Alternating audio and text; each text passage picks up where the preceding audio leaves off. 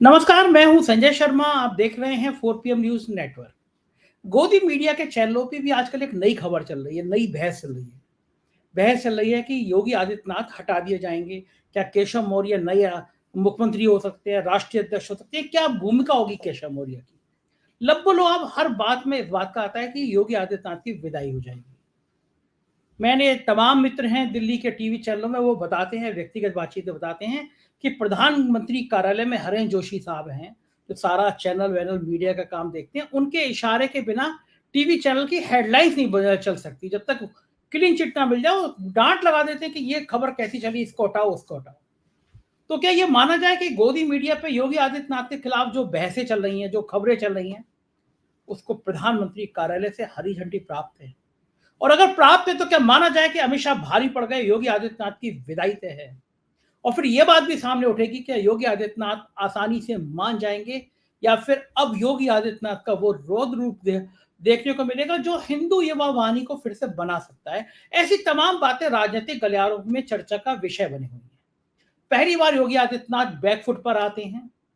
एक दो कॉलोनियों की ध्वस्तीकरण की कार्रवाई चल रही थी, बड़ा विरोध हो रहा था।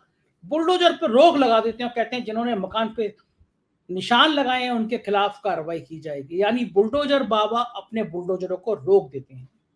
टीचर विरोध करते हैं डिजिटल हाजिरी ना लगाया जाए, योगी अड़े रहते हैं, लेकिन आज फैसला होता है कि डिजिटल हाजिरी पर रोक लगा दी जाएगी, बातचीत होगी अभी। यानी बुलडोजर बाबा बुलडोजर पर रोक लगाने के साथ साथ अपने फैसले वापस लेने लगे हैं। क्या इसको यह माना जाए योगी आदित्यनाथ ने सरेंडर कर दिया है? क्या माना जाए केशव मौर्य एंड पार्टी भारी पड़ गई? क्या माना जाए अमित शाह भारी पड़ गए? उत्तर प्रदेश में जो करारी हार के बाद जो राजनीतिक घमासान, राजनीतिक हंगामा मचा हुआ है, इसका अंत कहां पे होगा? मैं रोज अभय दुबे जी के साथ प्रोग्राम करता हूं। देश के जाने माने पत्रकार हैं, रोज आप उनको एबीपी चैनल में बढ़िया बहस में देखते हैं। बहुत योग पत्रकार है, बहुत अच्छी किताबें लिखी है, बहुत जानकारी रखते हैं। मैंने आज उनसे ये तमाम सवाल पूछे और उन्होंने कहा कि योगी आदित्यनाथ एक बेहद कमजोर मुख्यमंत्री साबित हुए। केवल वो धमकी देने वाले मुख्यमंत्री साबित हुए। जिस तरह से लॉबिंग हो रही उनके खिलाफ, उनको, अभय दुबे जी को लगता है कि शायद अब योगी जी की विदाई की बेला आ गई। पूरा बातचीत सुनिएगा, मुझे बताइएगा कैसी लगी। उससे पहले रिक्वेस्ट है, चैनल को ज्वाइन कीजिएगा, सब्सक्राइब करिएगा। चलते हैं अभय दुबे जी के पास। 4 PM न्यूज नेटवर्क में स्वागत है अभय दुबे जी आपका। किसी ने सोचा नहीं था, दो बातें नहीं सोची थी बीजेपी ने। एक तो ये नहीं सोचा था कि भारतीय जनता पार्टी की उत्तर प्रदेश में इतनी करारी हार हो जाएगी। आप गवाह हैं इस बात के। आपके साथ शो में मैंने खुद कहा था चुनाव से पहले, जब चैनल इंडिया गठबंधन को 2 सीट दे रहे थे, तो मैंने कहा था कि हालात ऐसे हैं, कहीं ऐसा ना हो कि उत्तर प्रदेश में इंडिया गठबंधन आगे निकल जाए। ये तब की बात है, 2 सीटें दे रहे थे लोग। जी। और हम ही लोगों ने, आपके माध्यम से मैंने पहली बार कहा था कि उत्तर प्रदेश में ठाकुर बगावत कर सकते, ठाकुर वोट नहीं डाल सकते। शायद 4 PM पहला चैनल था जिसने ये बात उठाई थी पूरे देश में। जी। लेकिन भारतीय जनता पार्टी ने ये नहीं सोचा था कि जब रिजल्ट आएगा तो ऐसे हालात पैदा हो जाएंगे, और फिर हालात इतने खराब हो जाएंगे कि लगातार एक मुहिम चलेगी योगी आदित्यनाथ को हटाने की। रोज एक विधायक बयान देगा, साथी सहयोगी कैबिनेट मिनिस्टर बयान देंगे, उत्तर प्रदेश के मंत्री बयान देंगे, और योगी आदित्यनाथ को अस्थिर करने की कोशिश की जाएगी। केशव मौर्य 1 महीने से दिल्ली में डेरा डाले हैं। कुछ लोग कह रहे हैं कि हो सकता है उनको राष्ट्रीय अध्यक्ष बना दिया जाए, जिससे योगी आदित्यनाथ को उनको रिपोर्ट करना पड़े, पिछड़ा चेहरा बना दिया जाए। और कुछ लोग कह रहे हैं कि केशव मौर्य की बाँछें इसलिए भी खिली हैं कि इस बार अगर योगी हटते हैं तो उनको मुख्यमंत्री बना दिया जाएगा। इतना ज्यादा घमासान के बीच पहली बार योगी आदित्यनाथ बैकफुट पर आए हैं। उत्तर प्रदेश में बुलडोजर चलाने का अभियान जारी था। लखनऊ में, राजधानी में, अकबर नगर पे बुलडोजर चला दिया गया, तोड़ दी गई। और बात की जो 2 कॉलोनियां थी, पंतनगर और दूसरी कॉलोनी, उनका बड़ा विरोध हो रहा था। संजय निषाद ने कहा कि ये जब बुलडोजर चुनाव से पहले चला दोगे तो कैसे वोट मिलेंगे। विरोध किया बुलडोजर का देवेंद्र प्रताप सिंह, गोरखपुर के एमएलसी, उन्होंने विरोध किया। और आज योगी आदित्यनाथ ने कल इस आदेश को वापस ले लिया और कहा कि जिन्होंने इस तरह के सर्वे किए उनके खिलाफ हम लोग कार्रवाई करेंगे। दूसरा मुद्दा था कि प्रदेश भर के टीचर हड़ताल पे थे कि वो डिजिटल हाजिरी का विरोध कर रहे थे। और आज इस मुद्दे को भी योगी आदित्यनाथ ने कुछ महीनों के लिए टाल दिया। पहली बार योगी आदित्यनाथ सेफ मूड पर आए हैं खेलने के लिए। केशव मौर्य और जेपी नड्डा की मीटिंग की चर्चाएं, उनकी गुफ्तगू की चर्चाएं हवा में तैर रही है। भारतीय जनता पार्टी हरियाणा और महाराष्ट्र के चुनाव से पहले उत्तर प्रदेश में जो खेल खेलने जा रही है, क्या लगता नहीं आपको यह आत्मघाती कदम है बीजेपी का? संजय जी, आपने जो सवाल पूछे हैं, ये सवाल आजकल जो मीडिया का बाजार है उसके मंचों के ऊपर बहुत जबरदस्त रूप से गर्म है। करीब रोज ही इन सवालों के ऊपर चर्चा होती है। हर दिन इन सवालों में, जैसे हर दिन एक नई आग में नया घी पड़ता है, किसी के वक्तव्य के जरिए, किसी निर्णय के जरिए।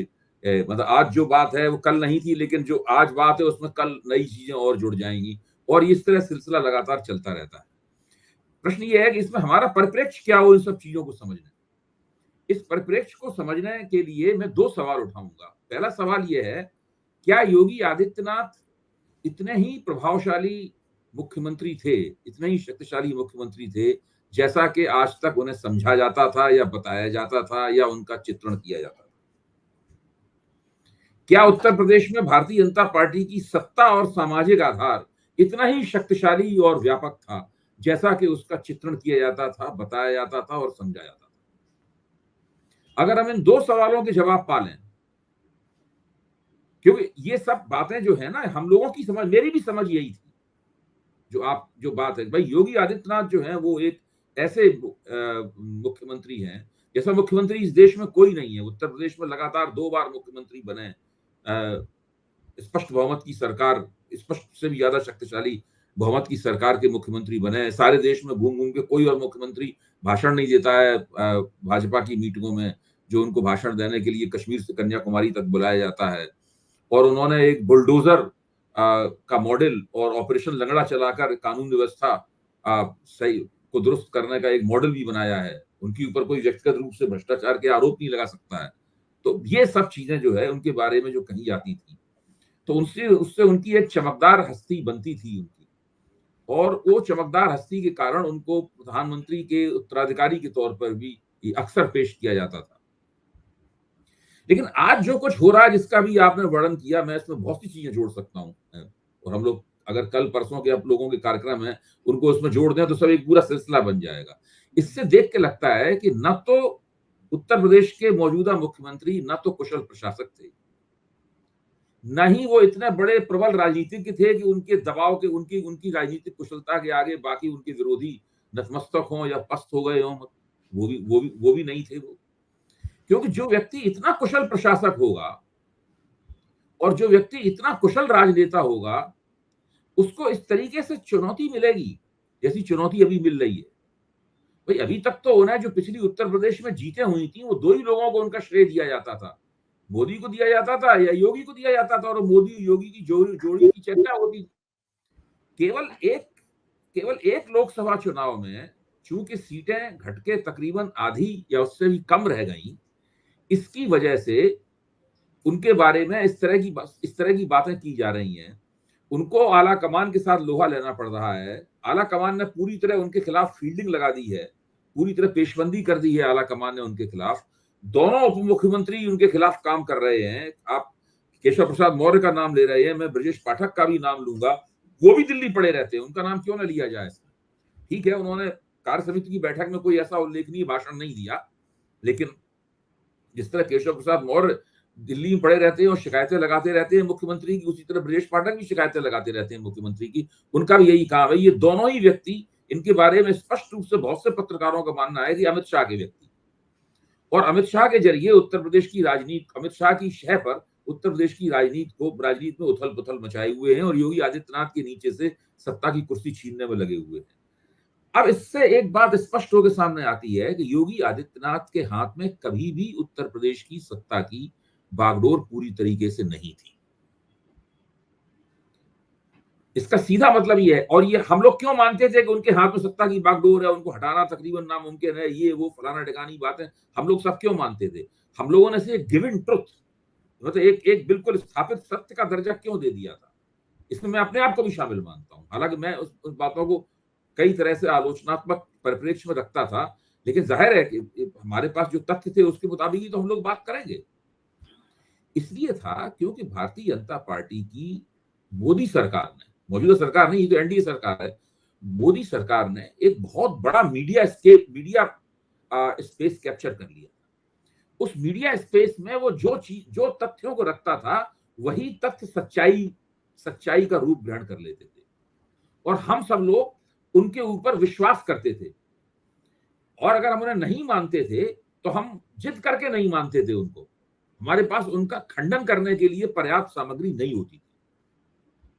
अब जैसे योगी आदित्यनाथ तो भाजपा के स्टार प्रचारक हैं, नहीं, योगी आदित्यनाथ देश भर में बड़े लोकप्रिय हैं। एक लाइन अभी भी कही जा रही है लाइन ये, तो वो देश भर क्या है भाई, भारतीय जनता पार्टी के की द्वारा आयोजित मीटिंगों में वो भाषण देने के लिए जाते हैं। उसके आधार पर कैसे मान लिया जाए कि वो पूरे देश में लोकप्रिय है? जो मीडिया स्पेस है वो कैप्चर कर लिया। मीडिया स्पेस में आपने कह दिया कि भाई भारत नहीं, विश्व के सबसे लोकप्रिय नेता नरेंद्र मोदी है, वो मीडिया स्पेस में स्थापित हो गया।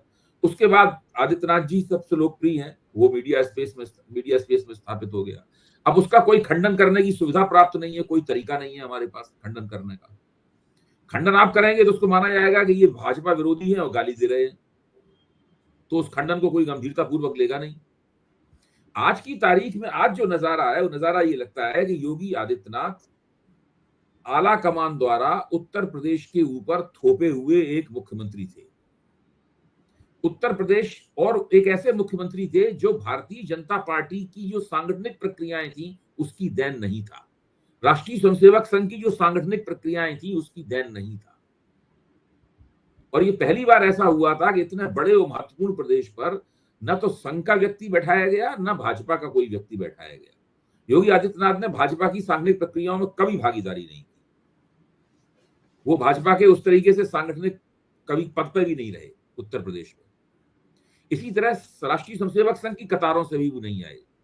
उनके जो मेंटर थे, यानी उनके जो गुरु थे महंत अवैधनाथ, और उनके भी जो गुरु थे महंत दिग्विजय नाथ, वो विश्व हिंदू पर वो हिंदू महासभा और इस तरह के हिंदुत्ववादी आंदोलनों की देन थे, जिनका संघ से और भाजपा से ताल्लुक नहीं था, यहां तक कि एक तरह की दूरी ही थी, मतलब उनकी। योगी आदित्यनाथ उसकी देन थे। तो जब ऐसे व्यक्ति को उत्तर प्रदेश का मुख्यमंत्री बनाया गया तो इस शर्त पे बनाया गया था कि आपके ऊपर पूरी तरीके से पीएमओ का कब्जा रहेगा। आज जब मैं देखता हूं तो मैं कहता हूं 4 मुकाम थे जिसमें जो उत्तर प्रदेश में सत्ता के 4 केंद्र थे, एक नहीं। मुख्यमंत्री के तौर पर योगी आदित्यनाथ सत्ता के 1 केंद्र थे, एक केंद्र पीएमओ था, पीएमओ का सत्ता में, दूसरे दोनों केंद्र दोनों उप मुख्यमंत्री थे, और सत्ता का 4था केंद्र राष्ट्रीय स्वयंसेवक द्वारा नियुक्त किए हुए लोग थे वहां पर, सुनील बंसल वगैरह, जिनका मैं लोग पहले भी इसकी चर्चा कर चुके हैं। तो एक ऐसा प्रदेश जो जहां होने वाली जीत से केंद्र की सत्ता तय होती थी। अगर उत्तर प्रदेश में भाजपा अपनी मर्जी के मुताबिक जीत जाती तो आज भाजपा को पूर्ण बहुमत की सरकार होती वहां पर। क्योंकि उत्तर प्रदेश में आप हार गए, इसलिए पूर्ण बहुमत की सरकार नहीं है वहां पर। मोदी जी को बुरा लगा होगा, दिल पे लगी होगी ये बात। मैं कहना ये चाहता हूं कि एक तो ये एक बहुत बड़ा भ्रम था। आदित्यनाथ जी ना तो लोकप्रिय नेता है सारे देश में, ना ही वो उत्तर प्रदेश के बड़े शक्तिशाली मुख्यमंत्री थे, ना ही उनके अंदर कोई प्रशासनिक कुशलता की कोई खास योग्यता है। आप सोचिए, एक ऐसा व्यक्ति जो आते ही कहता है कि भाई हम अपराधियों को गोली छुड़ा देंगे, हम मिट्टी में मिला देंगे, हम बुलडोजर चला देंगे, इसमें क्या प्रशासनिक कुशलता है? ये तो बाहुबली मॉडल हो गया प्रशासन का पूरा। ये तो धमकाने वाला, हिंसक भाषा बोलने वाला मॉडल है। अब इस मॉडल के ढोल मजीरे बज रहे थे चारों तरफ। जो कोई इस मॉडल का विरोध करता था तो उसका कहता था कि ये तो कुछ वामपंथी लग रहा है, और ये उस तरह का व्यक्ति है जो भाजपा का विरोधी है, ये ऐसी बातें बोलेगा ही बोलेगा। तो ये सब जो योगी आदित्यनाथ के बारे में एक माइथोलॉजी बनी थी, ये माइथोलॉजी पूरी तरीके से जिस तरह नरेंद्र मोदी की माइथोलॉजी की पोल खुल गई है, उसी तरह आदित्यनाथ जी की माइथोलॉजी की भी पोल खुल गई है। नरेंद्र मोदी आदित्यनाथ जी से ज्यादा बड़े नेता हैं, आदित्यनाथ जी उनके मुकाबले बहुत छोटे नेता हैं, इसलिए नरेंद्र मोदी उनको हटा सकते हैं, आदित्यनाथ जी नरेंद्र मोदी को नहीं हटा सकते। इसलिए आदित्यनाथ जी की इस वक्त दुर्गति दिखाई पड़ रही है, वो बिल्कुल दयनीय स्थिति में दिखाई पड़ रहे हैं। एक व्यक्ति जो लगातार आक्रामक मुद्रा अख्तियार किए रहता था, आज उसको देख के लगता है गुमशुदा सा है, खोया सा खड़ा हुआ है। तो ऐसी स्थिति है। आपको जो लगता बुलडोजर है बाबा कहा था, तो बुलडोजरों को रोक रहा है। सही बात है, जो बुलडोजर को कहा जाता था बुलडोजर बाबा, वो बुलडोजर को रोक रहा है, ये वो लाइन आपकी। बुलडोजरों को रोक रहा है। जिनकी हिम्मत नहीं थी उनके खिलाफ बोलने की, वो रोज उसके खिलाफ बयान देते हैं। अच्छा भाई, उन्होंने किया क्या? वो आए, उन्होंने सोचा कि भाई सरकार को भ्रष्टाचार से थोड़ा दूर रखना चाहिए, किसी तरह सरकार भ्रष्टाचार से बचना चाहिए। तो उन्होंने एक बहुत ही भोंडे किस्म की रणनीति बनाई। इसीलिए मैं कहता हूं वो बहुत अच्छे कुशल प्रशासक नहीं है। उन्होंने भोंडी रणनीति बनाई और उस रणनीति के तहत जो जनप्रतिनिधि थे, एमएलए थे, उनको ब्यूरोक्रेसी से बिल्कुल काट दिया। यही तो किया उन्होंने। ये किया। जो एमएलए थे उनको ब्यूरोक्रेसी से काट दिया। अब उसके बाद एमएलए में असंतोष भड़कना शुरू हो गया, क्योंकि एमएलए की इनकम भी बंद हो गई। इनकम कराने के साथ साथ अपने समर्थकों का, सहयोगियों का, अपने निर्वाचन क्षेत्र का जो काम धाम कराते थे वो भी बंद हो गया। कहना ये लगा कि जो थानेदार होता है वो एमएलए का फोन ही नहीं उठाता, चौकी में दरोगा एमएलए का फोन नहीं उठाता। इसका सीधा मतलब है उनको ऊपर से कहा गया था कि इनको कोई लिफ्ट देने की जरूरत नहीं है। तो जब ऐसा किया, ये तो किसने किया? ये तो उन्हीं ने किया जो बहुत शक्तिशाली मुख्यमंत्री थे। ये करके उन्होंने अपने लिए गड्ढा खोदने की शुरुआत कर दी। यानी मुख्यमंत्री के तौर पर अपनी कब्र खोदने की शुरुआत उनके इस निर्णय से हुई कि आप जनप्रतिनिधियों को ब्यूरोक्रेसी से बिल्कुल काट दें। तो उससे क्या हुआ?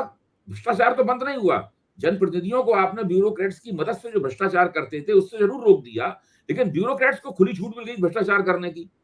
तो आज स्थिति क्या है? पूरा उत्तर प्रदेश भ्रष्टाचार के गर्त में पड़ा हुआ है, और एक एक करके जो उनके एमएलए, एमएलसी और एमपी हैं वही उसके उदाहरण पेश कर रहे हैं। कोई वामपंथी या कम्युनिस्ट या कांग्रेसी या समाजवादी पार्टी वाले नहीं कह रहे ये बातें। सारी बातें तो बीजेपी के अंदर से ही निकल रही हैं। ये सारा का सारा जो इनका प्रशासन का मॉडल था आदित्यनाथ का, ये उसकी देन है पूरी की पूरी। आदित्यनाथ के खिलाफ अमित शाह के जरिए जो पेशबंदी हो रही है और उनको हटाने की जो कोशिश हो रही है, मैं उसका विरोध, मैं ये नहीं कह रहा हूं ये कि मैं उसके विरोध में हूं। ये तो उनका अपना मामला है, वो निपटेंगे। लेकिन जो उत्तर प्रदेश की आदित्यनाथ की जो हालत है, वो खुद भी उसके बहुत बड़े पैमाने पर जिम्मेदार है, ये मैं कह रहा हूं। बताइए उनके खिलाफ एमएलए लोग एक मुख्यमंत्री के खिलाफ 100 से 150 एमएलए पहले ही धरना दे चुके हैं। अब बड़ा आदित्यनाथ जी को हटाना हो तो उनके खिलाफ एमएलए खड़ा करना बहुत आसान है। हर एमएलए चाहता है कि ये बंदा तो मुख्यमंत्री होना ही नहीं चाहिए। तो इस लिहाज से देखा जाए, अमित शाह का, केशव प्रसाद मौर्य का और ब्रजेश पाठक का काम बहुत आसान है इनको हटाने का। इन्होंने अपने हटाने के लिए पूरी जमीन खुद ही तैयार कर रखी है। हर मुख्यमंत्री विधायकों के समर्थन पर टिका होता है। आदित्यनाथ जी विधायकों के समर्थन पर नहीं टिके हैं। भाई आप सोचिए ना, ऐसा कौन मुख्यमंत्री है? आप गहलोत इतने दिन तक राजस्थान में टिके रहे, तब टिके रहे क्योंकि वो समर्थन जो है, जो यहां तक कि उन्होंने जो पायलट के समर्थन वाले जो विधायक थे उनका भी समर्थन ले लेते थे, वो प्राप्त कर लेते थे। यह हालत ये थी कि भाजपा के जो चुने हुए केवल राजपूत बिरादरी वाले, राजपूत जो 49 या 47 या 49 राजपूत विधायक हैं उत्तर प्रदेश विधानसभा में, उनको अगर आप छोड़ दें, क्योंकि वो राजपूतों के नेता हैं आदित्यनाथ जी, बाकी सारे के सारे विधायक तो उनके खिलाफ रहते हैं। कोई इनके खिलाफ नहीं रहता। हो सकता कुछ कुर्मी विधायक इनके साथ रहे हो और ज्यादा, तो इनके खिलाफ काफी विधायक हैं। और अगर अभी बाकायदा एक विधायक दल के नेता का चुनाव हो तो कोई इसमें ताज्जुब ना हो कि उस चुनाव को हार जाए।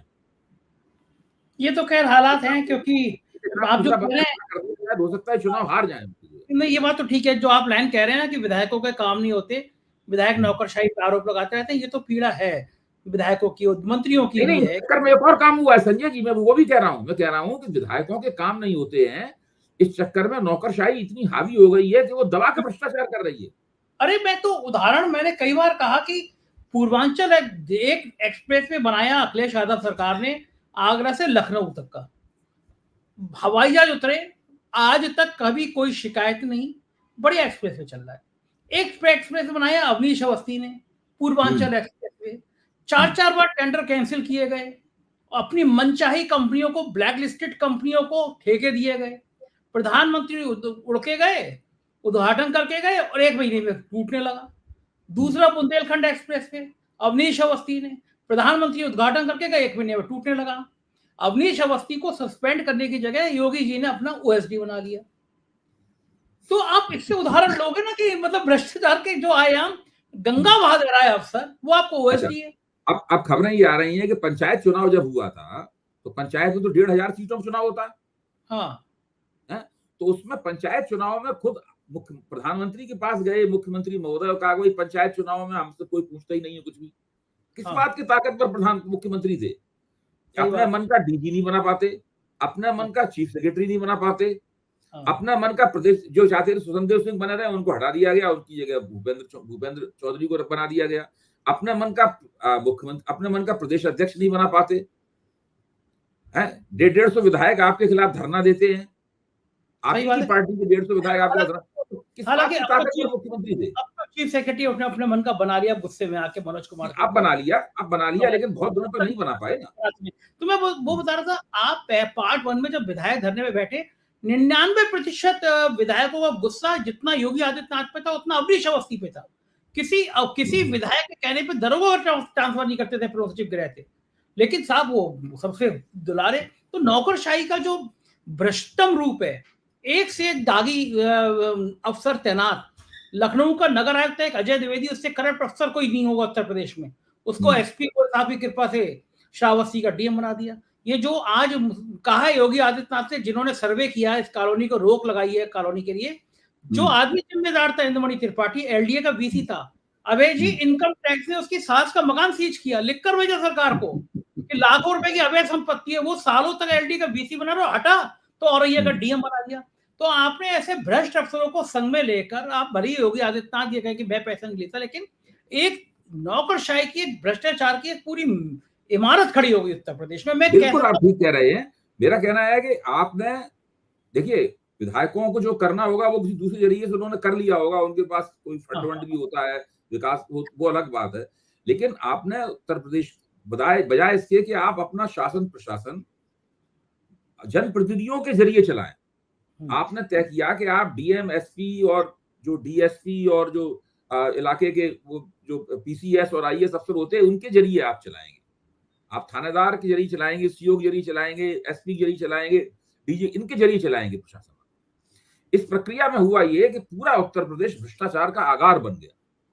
बिल्कुल सही कह रहे हैं। और साथ में विधायक भी आपसे नाराज हो गए, तो अब आपके पास बचा क्या? खुदा ही मिला, न विसाले सनम, न इधर के रहे ना उधर के रहे। तो अच्छा, एक तो ये बात रही। अच्छा, ये तो इनकी गलती है। दूसरी, अब आप आइए आला कमान की ओर, बीजेपी आला कमान को।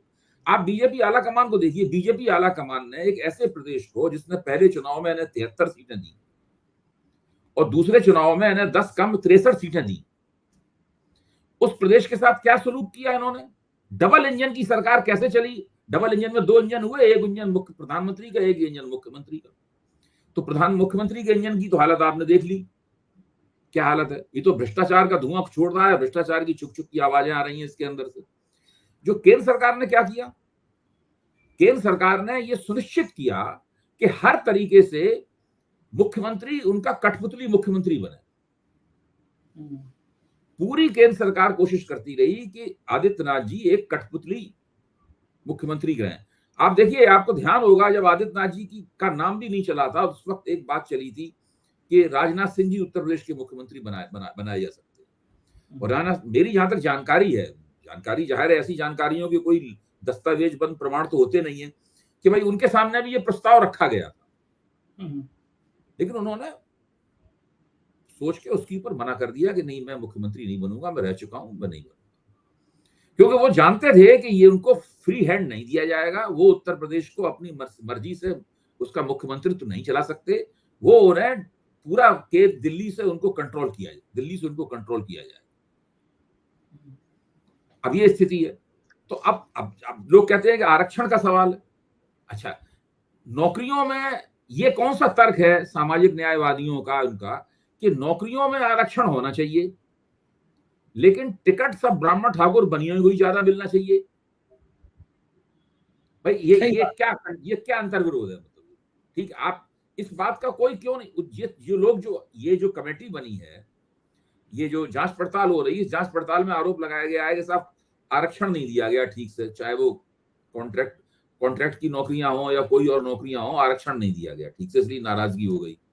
ये लोग क्यों नहीं देखते कि जो विधानसभा में जो विधायक बने बैठे हुए हैं उसमें कितने ब्राह्मण हैं, कितने बनिए हैं, कितने कायस्थ हैं, कितने ठाकुर हैं? ये क्यों नहीं देखते? ओबीसी की संख्या कितनी है, दलितों की संख्या कितनी है उसमें? फिर आंखें खोल के ये कोई क्यों नहीं बताता कि लोकसभा में जिनको टिकट दिए गए उनकी जातियों का विन्यास क्या है, उनकी जातियों का समीकरण क्या है, उनको जिनको टिकट दिए गए, इसको कोई क्यों नहीं देखता?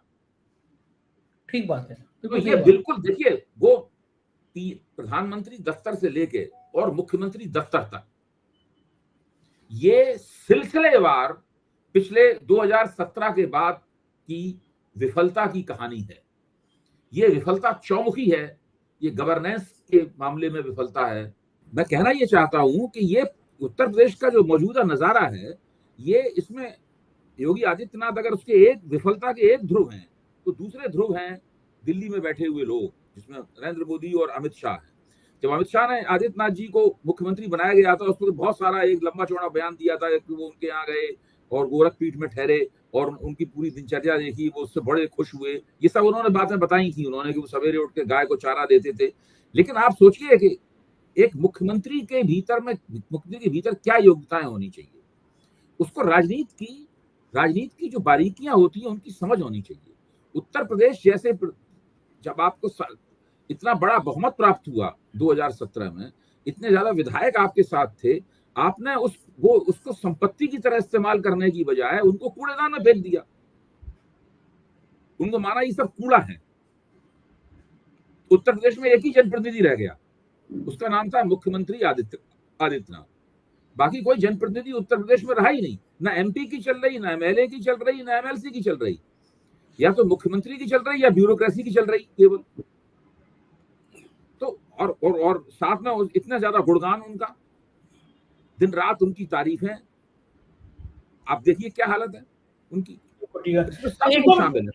एक बात है वो बताइए अभय जी, दिल्ली के किसी भी चैनल में चले जाइए, मेरे जितने मित्र हैं वो व्यक्तिगत बातचीत में कहते हैं कि प्रधानमंत्री कार्यालय में एक हरेन जोशी साहब हैं, अगर वो इशारा कर दें तो हेडलाइंस चल नहीं सकती जब तक वो स्वीकृति ना दे दें। लेकिन मैं देख रहा हूँ कि गोदी मीडिया के चैनल में लगातार योगी आदित्यनाथ हट जाएंगे, योगी आदित्यनाथ के खिलाफ विद्रोह, एक के बाद एक खबरें चल रही हैं, डिस्कशन हो रहे हैं। क्या दिल्ली के इशारे के बिना ये डिस्कशन हो सकते हैं?